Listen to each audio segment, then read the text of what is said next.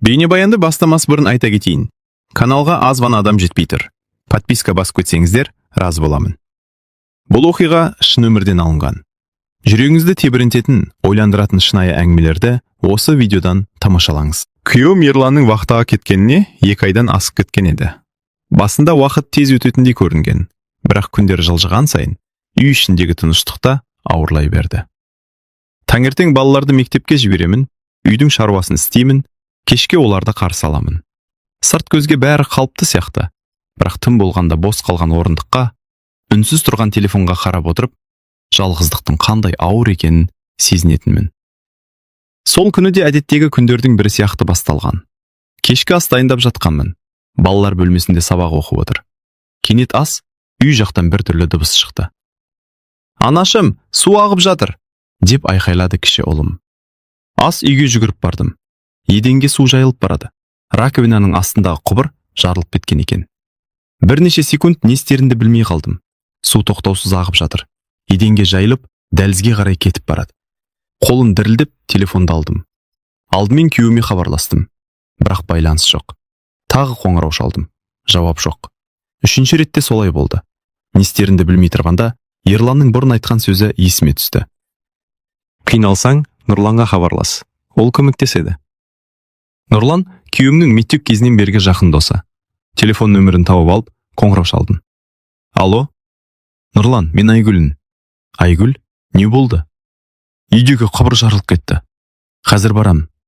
Бар болғаны осы сөзді айтты. 20 минуттан кейін қақпалдына көлік келіп тоқтады. Терезеден қарасам Нұрлан екен.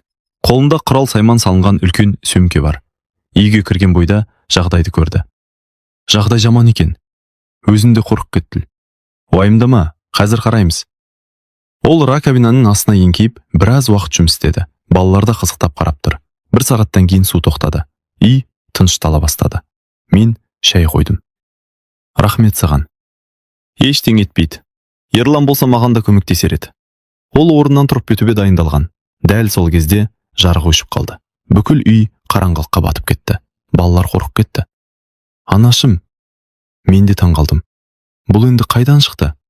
Нұрлан терезеден сыртқа қарады. «Көшелерде жарық бар». «Онда бізде ғана кеткен бе?»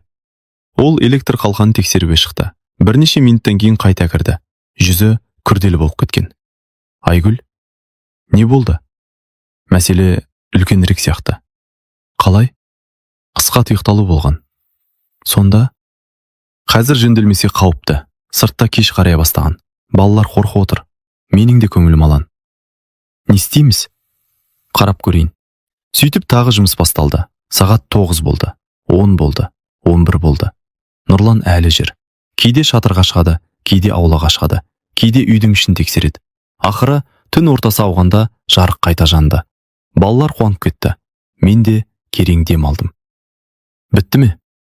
«Иә, әзірге қауіп жоқ». Сол кезде сырттан қатты тарсыл естілді. Біреу қақпаны ұрып жатқандай.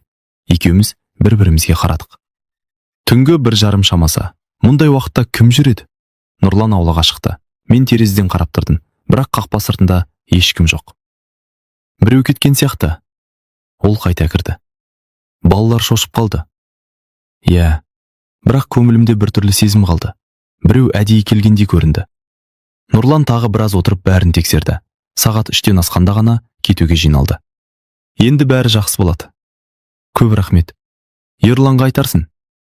Ол кетіп қалды. Мен қақпаны жауып үйге кірдім. Балалар әлде қашан ұйықтап кеткен. Өзім де шаршағанмын. Төсекке жатқарым сол еді. Телефонға хабарлама келді. Белгісіз нөмір. Жүрегім зу ете қалды. Хабарламаны аштым. Онда бар болғаны бір сөйлем жазылып тұр екен. «Ауылдың бәрі сен туралы айтып жүр. Абай бол». Мен орнымнан атып тұрдым. Қайта-қайта оқыдым. Нөмір белгісіз. Қоңырау шалсам өшірулі. Сол түні көзіме ұйқы кірмеді. Ал таңертең есік алдына шыққанда көрші кемпірдің маған өзгеше көзқараспен қарап тұрғанын байқадым. Таң атқанымен түнгі хабарлама ойымнан кетпеді. «Ауылдың бәрі сен туралы айтып жүр. Абай бол». Кім жіберді? Неге жіберді? Не туралы айтып жүр? Сұрақ көп, жауап жоқ. Балаларды мектепке дайындап жүрсем де көңілім алаң еді. Терезеден сыртқа қарасам, кеше ғана амандасып жүретін көрші әйелдердің екеуі қақпа жанда сөйлесіп тұр екен. Мені көргенде дауыстары бәсеңдеп кетті. Осыны байқап, ішім біртүрлі болып қалды. Балаларды шығарып салып, дүкенге баруға дайындалдым. Көшеге шыққан сәтте көрші Гүлнар апай кездесті. «Қалайсың қызым?» деді ол. «Жақсы. Жалғыз жүрген қиын ғой». «Иә». Ол бірдеңе айтқысы келіп тұрғандай көрінді. Бірақ үндемеді. Мен де сұрамадым. Дүкенге жеткенше бірнеше адаммен амандастым. Бірақ бәрінің көзқарасы бұрынғыдай емес сияқты. Әлде өзіме солай көрінді ме? Дүкен ішінде де сондай жағдай қайталанды. Сатушы әйел заттарымды есептеп жатып, «Кеше кешке үйінде қонақ көп болды ма?» деп сұрады. Мен таңырқап қалдым. «Қандай қонақ?» «Жоқ, жай сұрағаным ғой». Оның жүзі қызарып кетті. Сол кезде бәрін түсіндім. Әңгіме кеше түнде үйге келген Нұрлан туралы болып жатыр. Үйге ашумен қайттым. Телефонды алып Нұрланға хабарластым. «Алло, Нұрлан, ауылда өсек тарап жатыр». «Қандай өсек?» «Кеше түнде үйде болғаны туралы». Телефонның ар жағында үнсіздік орнады. Бірнеше секундтан кейін ғана сөйледі. «Мен соны күткенмін». «Не дейсің?» «Біреу әдейі қарап жүрген сияқты». «Неге олай айтасың?» «Кеше қақпа тарсылдағанда сырттан көлеңке көрдім». «Сонда біреу бақылап жүрген бе?» «Нақты білмеймін». Оның сөзі денемді түршіктіріп жіберді. Күндіз өзімді басқа жұмыстармен алдандырмақ болдым. Бірақ кешке қарай тағы бір оқиға болды. Балалар сабақтан келіп, аулада ойнап жүрген. Кенет үлкен ұлым қолына қағаз ұстап жүгіріп кірді. «Анашым!» «Не болды?» «Мынаны қақпа түбінен таптым». Қағазды алдым. Бүктелген ақ парақ. Ашып қарадым. Ішінде бір ғана сөйлем жазылған. «Күйеуіңе бәрін айтып қоямыз». Жүрегім зу ете қалды. Қолым мұздап кетті. «Қайдан таптың?» «Қақпа алдында жатыр екен». Балалар ештеме түсінбеді. Мен дереу қағазды жасырып қойдым. Кешке дейін мазам қашты. Бұл жай өсек емес еді. Біреу әдейі қорқытып жүрген сияқты. Күн бата тағы бір нәрсе байқадым. Терезеден сыртқа қарап тұрғанмын. Көше шамы әлсіз жанып тұр. Сол кезде қарсы бетте тұрған қара киімді адамды көрдім. Үй жаққа қарап тұр. Қозғалмайды. Бір орында қатып қалғандай. Алғашында көрші шығар деп ойладым. Бірақ бірнеше минут өтсе де кетпеді. Денем тітіркеніп кетті. Телефонды алып суретке түсірмек болдым. Сол сәтте әлгі адам бұрылып, қараңғылыққа сіңіп жоғалып кетті. Түнде есіктерді бірнеше рет тексердім. Ұйықтай алмадым. Сағат 11-ге жақындағанда телефон шырылдады. Экранда күйеуінің аты шықты. «Ерлан!» «Айгүл, қалайсың?» Даусын естігенде көзіме жас келді. «Жақсымын». «Даусың біртүрлі ғой». «Мен бәрін айтып бердім. Құбыр жайын, өсек жайын, хат жайын, қараңғыдағы адам жайын». Ерлан ұзақ үнсіз қалды. Сосын күтпеген сөз айтты. «Айгүл, егер бірдеңе болса, Нұрланға сен». «Неге?» «Кейін түсінесің». «Не болып жатыр өзі?» «Қазір айта алмаймын». «Ерлан!» Бірақ байланыс үзіліп кетті. Қайта хабарлассам шықпады. Сол түні мен бұрынғыдан да қатты қорықтым. Өйткені енді мені мазалаған нәрсе өсек емес еді. Күйеуінің соңғы сөзі болатын. Нұрланға сен. Ал неге олай айтқанын мен әлі білмейтінмін. Ерланмен болған қысқа сөйлесуден кейін көңілім мүлде тынышталмады. Егер бірдеңе болса, Нұрланға сен. Осы сөз қайта-қайта ойыма келе берді. Неге олай айтты? Неден қорқып жүр? Қандай мәселе бар? Бірақ келесі күнде Ерланмен байланыса алмадым. Телефоны өшірулі. Хабарламаларға жауап жоқ. Таңертеңнен кешке дейін мазасыз жүрдім. Кешкісін үлкен ұлым сабақ оқып отырған. Кіші ұлым сыртта достармен ойнап келген еді. Бір кезде оның беті қызарып кеткенін байқадым. «Балапан, саған не болды?» «Басым ауырып тұр». «Қолын ұстап едің, денесі оттай жанып тұр». Температурасын өлшедім, 39,4. Жүрегім су ете қалды. Үйдегі дәрілерді бердім, бірақ қызуы түспеді. Бір сағаттан кейін тіпті нашарлай бастады. Дем алысы ауырлап кетті. Түнгі сағат 11. Ауылдағы емхана жабық. Аурухана аудан орталығында. Көлік жоқ. Такси таппадым. Көршілердің ешқайсысы телефон көтермеді. Не істерімді білмей қалдым. Соңында амалсыз Нұрланға қоңырау шалдым. Ол бірден көтерді. «Не болды?» «Баламның қызуы қатты көтерілді». «Қазір шығамын». 15 минуттан кейін қақпа алдына көлігі келіп тоқтады. Баламды көтеріп алып шықтым. Үлкен ұлымды көрші әжейге қалдырдым. Көлікке отырған соң аудан орталығына қарай жүрдік. Түн қараңғы. Көше бос. Тек көліктің жарығы ғана жолды жарып келеді.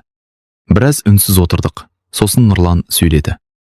Ерлан хабарласты ма? Жоқ. Түсінікті. Оның даусы біртүрлі шықты. Сен бір нәрсе білесің бе? Қазір емес. Неге бәрің жұмбақ сөйлейсіңдер? Уақыты келгенде айтамын. Мен ашуланып кеттім. Мен кішкентай бала емеспін ғой. Білемін. Онда не болып жатқанын айт. Әзірге айта алмаймын. Сол сәтте артқы айнаға қарап отырған Нұрланның жүзі өзгеріп кетті. Не болды? Ештеңе емес. Бір нәрсе көрдің бе? Ол тағы айнаға қарады. Артымыздан көлік келе жатыр. Мен де бұрылып қарадым. Шынында алыстан екі шам көрінеді. Соған бола ма? Жоқ. Неге? Ол көлік ауылдан бері біздің артымыздан келе жатыр. Жүрегім дүрсілдей бастады. Сенімдісің бе? Иә. Осыдан кейін көліктің ішін үнсіздік басты. Арттағы көлікте ара қашықтық сақтап келеді. Озып кетпейді, қалып та қоймайды. Кек соңымыздан еріп келеді. 10 минут өтті. 20 минут өтті. Әлі солай. Менің қорқынышым күшейе түсті. Полицияға хабарласайық. Әлі ерте. Ерте дейсің бе? Сабыр сақта. Кенет Нұрлан көліктің жылдамдығын арттырды. Арттағы көлікте жылдамдай түсті. Енді күмән қалмады. Олар шынымен соңымыздан келе жатқан еді. Нұрлан, қорықпа. Бұлар кімдер? Білмеймін. Бірақ оның өзі де мазасыз екені көрініп тұрды.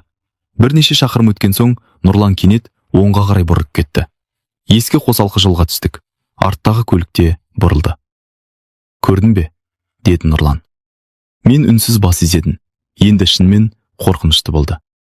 Бірнеше минуттан кейін қарсы беттен үлкен жүк көлігі шықты. Сол сәтті пайдаланып, Нұрлан тағы бір бұрылысқа кіріп кетті. Арттағы көлік жүк көлігіне бөгіліп қалды. Біз алға ұзап кеттік. 5 минуттан кейін артта ешқандай жарық көрінбеді. Құтылдық па? Әзірге иә. Мен терең дем алдым. Ауруханаға жеткенде баламды бірден қабылдады. Дәрігер тексеріп шықты. Бақытыма қарай ауыр нәрсе емес екен. Қатты соқ тиген. Қызуын түсіретін ем жасады. Түнгі 2 шамасында ауруханадан шықтық. Баламның жағдайы жақсарған. Мен де аздап тыныштала бастадым. Бірақ дәл сол кезде Нұрланға біреу хабарласты. Ол телефонға қарап қалды. Экрандағы нөмірді көргенде өңі бозарып кетті. Кім? Белгісіз нөмір. Көтер. Нұрлан қоңырауды қабылдады. Бірнеше секунд тыңдап тұрды. Сосын ештеңе деместен тұтқаны қойды. Не деді? Ол маған қарады. Көзінде бұрын көрмеген қорқыныш бар еді. Олар Ерланның қайда екенін біледі екен. Менің жүрегім тоқтап қалғандай болды. Не? Ауруханадан қайтып келе жатқанда да үнсіз отырдым. Бір жағымда қызуы түскен ұлым ұйықтап жатыр. Ал менің басында жүздеген сұрақ. Нұрлан, шындықты айтшы, дедім ақыра. Ол біраз үнсіз қалды. Айгүл, кей нәрсені Ерланның өзі айту керек еді. Бірақ ол жоқ қой. Білем. Онда сен айт. Нұрлан ауыр күрсінді. Ерлан соңғы 1 жылда қаржылық қиындыққа тап болды. Қандай қиындық? Қарыз. Мен аң-таң болып қалдым. Қарыз? Иә. Бірақ ол маған ештеңе айтқан жоқ. Саған уайымдамасын деген шығар.